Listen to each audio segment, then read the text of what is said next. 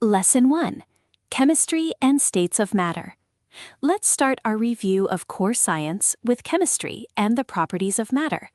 Everything starts with elements, which are pure substances made of only one type of atom, like iron or oxygen. These atoms behave differently depending on their state. In the particle model, particles in a solid are closely packed in a regular lattice and vibrate about fixed positions. When you heat a liquid to its boiling point, vaporization occurs throughout the bulk of the liquid, turning it into a gas. How do we know if a substance like water is pure? Pure substances typically have sharp, characteristic melting and boiling points. Impurities will lower and broaden the melting range. It is also important to tell the difference between physical and chemical changes. Melting or dissolving are physical changes that alter the form or state of a substance without making a new chemical species. In contrast, a chemical change produces entirely new substances with different properties, like burning magnesium to form magnesium oxide. When making solutions, such as sugar dissolved in water, the substance doing the dissolving is called the solvent, which in this case is water. The dissolved substance is the solute. Finally, let us touch on the pH scale, which runs from 0 to 14.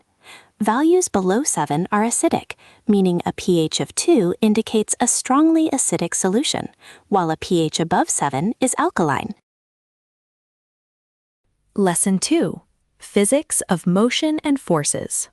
Moving on to physics, let us look at motion and forces. First, speed is defined as the distance traveled divided by the time taken.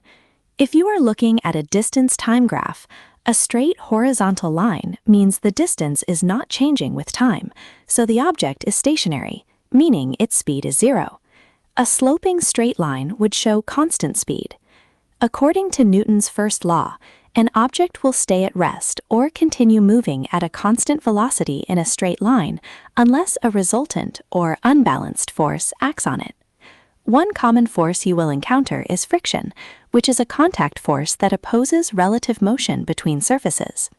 When a resultant force does act on an object, we use Newton's second law, which relates force, mass, and acceleration.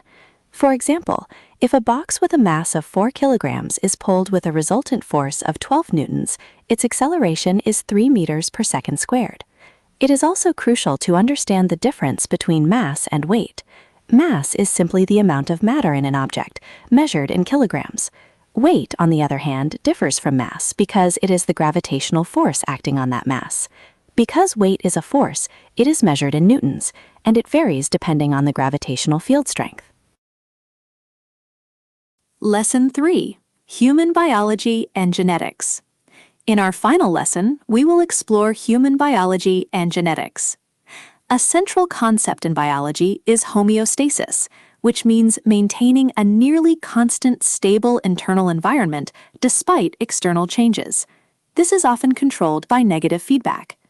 Negative feedback means that when a deviation is detected, the body triggers responses that reverse the change back toward a set point. For instance, if blood glucose rises after a meal, the pancreas secretes insulin. Insulin promotes the uptake and storage of glucose, lowering it back to normal. The circulatory system also plays a huge role in maintaining the body. Oxygenated blood from the lungs is returned to the left atrium of the heart by the pulmonary vein. This is an exception to the general rule that veins carry deoxygenated blood, because vessels are named by their direction of travel relative to the heart rather than oxygen content. Finally, let us review genetics.